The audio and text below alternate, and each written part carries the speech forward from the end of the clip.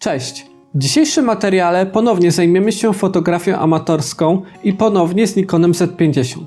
Lecz bohaterem dzisiejszego materiału będzie adapter FTZ, przez który możemy podłączyć obiektywy z magnetem F do nowego mocowania Z.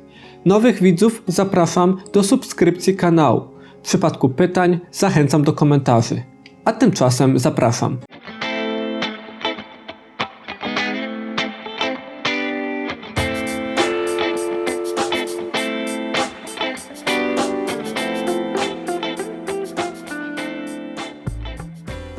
Tak jak wspomniałem w poprzednim materiale, Nikon Z50 jest przedstawicielem serii Z, która posiada nowe mocowania dla obiektywów. Są to mocowania typu Z. Z racji tego, że poprzedni magnet posiadał dużo mniejszą średnicę,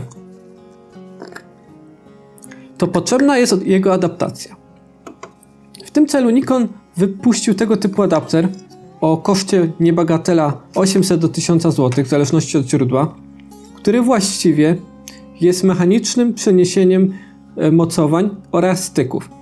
Dodatkowo to, co można zauważyć, ten adapter w środku posiada mikroprocesor, ponieważ aktualizuje się również oprogramowanie w tym adapterze. Ten adapter nie posiada śruby, więc trochę mnie to dziwi, czemu budują adapter bez silnika i śruby, ponieważ wielu fotografów korzysta z szkiełek analogowych na śrubę. Tego typu zabieg nie przyciągnie ich do nowej serii produktów, a szkoda, bo za tą cenę można byłoby tu już zamontować silnik ze śrubą, przez co wszyscy użytkownicy fotografii mogliby na tym zyskać.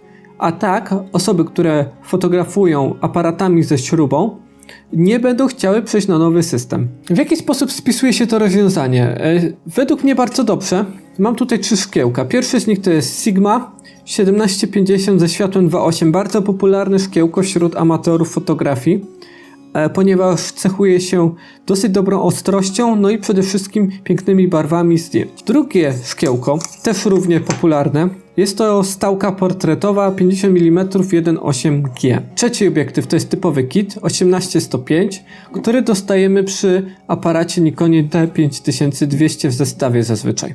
To szkiełko jest bardzo ostre i też jest fajne, natomiast nie ma takich ładnych kolorów, na przykład jak ta Sigma. No i oczywiście ma gorszą przysłonę, przez co jest dużo ciemniejsze.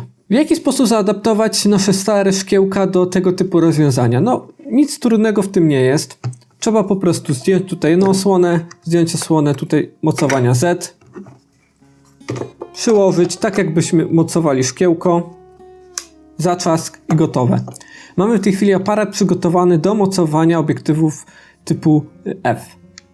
Natomiast to, co się rzuca w oczy, to ten garb tutaj. Dlaczego taki garb powstał?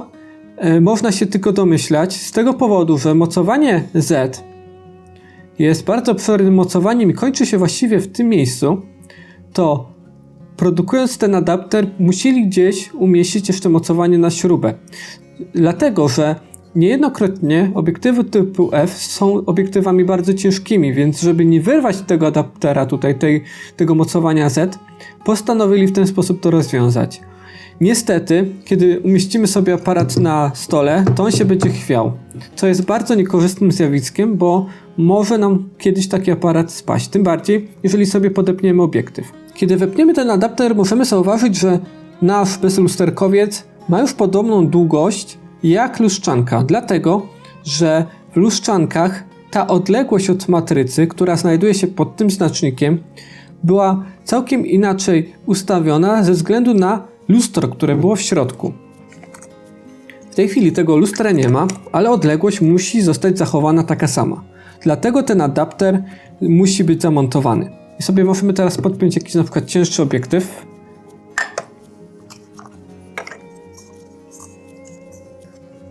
Może on bardzo ciężki nie jest. O. I w tym momencie nasz aparat, to nie wiadomo, w którą stronę się będzie chwiał. Więc to rozwiązanie nie jest takie dobre. W poprzednim materiale wspominałem, że osoby, które mają mniejsze ręce, mogą sobie zamontować taki small rig.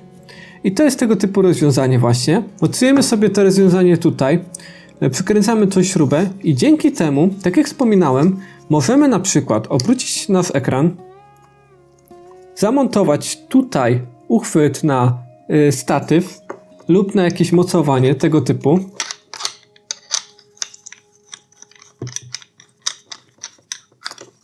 I mamy zestaw gotowy do filmowania. Natomiast oprócz tego, że możemy tutaj zamontować sobie te statywy, to to mocowanie sprawia także, że ten aparat się mniej będzie chwiał, bo ta różnica tutaj została już dosyć mocno zniwelowana. Także tutaj mocowanie zostało przesunięte, natomiast i tak, jeżeli chcemy mocować statyw, to musimy mocować w to miejsce lub w to. Nie ma tutaj innej opcji, ponieważ tutaj nie wkręcimy żadnego uchwytu sensownie, tak jak widać zresztą tutaj na filmie. Przejdźmy do tematu fotografowania starymi obiektywami na nowym aparacie. W jaki sposób się one sprawują? Uwzględniając historię tych obiektywów oraz to, w jaki sposób działały na mojej starej lustrzance, stwierdzam jednoznacznie, że one działają w tym przypadku lepiej. Lepiej oszczą, zdjęcia są bardziej ostre. Nie wiem dlaczego tak jest, może właśnie nowszy autofokus dodał im nowego życia tym obiektywom, natomiast jest znacząca poprawa. Małym wyjątkiem jest tylko ta stałka, która dalej nie jest taka idealna, jak bym chciał, natomiast z informacji, które uzyskałem, prawdopodobnie mam bardzo wadliwy model, bo na starej mojej lustrzance prawie każde zdjęcie na pełnej przysłonie było nieostre, mimo kalibracji. Tutaj wykonałem sobie taki test kalibracji dla tego obiektywu i wszystko wyglądało jak najbardziej ok, a mimo to zdjęcia niejednokrotnie są nieostre i obawiam się, że to jest wina tego obiektywu, ale nie jestem tego pewny. Natomiast już w takiej Sigmie zdjęcia są bardzo ładne i bardzo ładnie wyoszczone, no i wiadomo, kolorystycznie te zdjęcia są dużo lepsze, dużo więcej da się wyciągnąć z tego szkiełka dzięki nowemu body. Co jeżeli planujesz używać tylko manualne szkiełka, czy musisz kupować taki drogi adapter? Odpowiedź brzmi nie. Jeżeli nie planujesz korzystać z któregokolwiek z tych styków, które zazwyczaj dostarczane są informacje do aparatu, to możesz kupić najzwyklejszą, najtańszą przejściówkę z Chin, która pewnie około 50 zł będzie kosztowała do 100 i możesz podłączyć fizycznie obiektywy tutaj inne Nikona. Adaptacja także dotyczy na przykład szkiełek Canona i można wykonać taki zabieg, że do Nikona podłączymy przez adapter obiektywy Canona.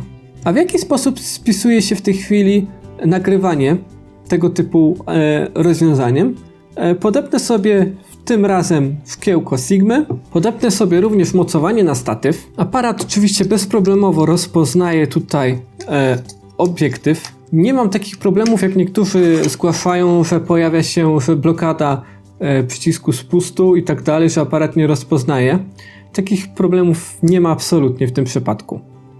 Ja w tej chwili sobie ustawię aparat na statywie i zaraz będziecie mogli zobaczyć, w jaki sposób to odbiera. Tak jak pewnie w tej chwili widać, moja twarz jest wyoszczona, natomiast pewnie w mikrofonie możecie zanotować takie tykanie. I to tykanie niestety pochodzi z silnika autofokusa tej Sigmy i do takiego automatycznego nagrywania vlogów ta Sigma na przykład się nie nadaje.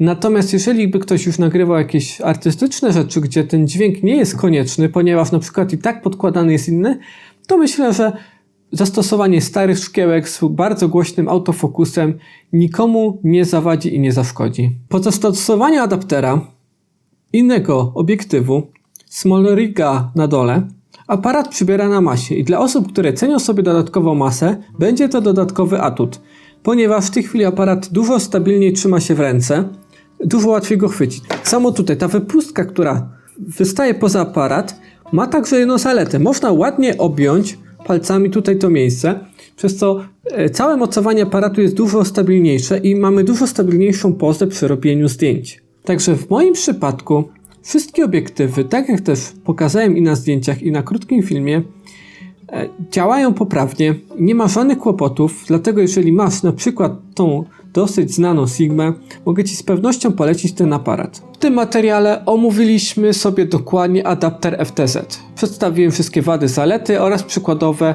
fotografie. Jeżeli spodobał Ci się ten materiał, daj łapkę w górę i subskrybuj kanał. A tymczasem dziękuję za uwagę i pozdrawiam.